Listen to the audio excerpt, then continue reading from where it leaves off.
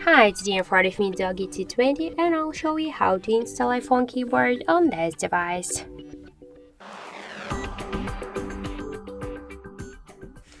So first let's open the Play Store application and in the search bar we should enter the green Apple keyboard. So now we should get this first application, that's why tap the install button and wait a couple of seconds. After that, just tap to open the app, click enable in settings and near green Apple keyboard tap on the switcher, click to OK twice and tap just go back. Tap to switch input methods and switch your currently keyboard to the green Apple keyboard.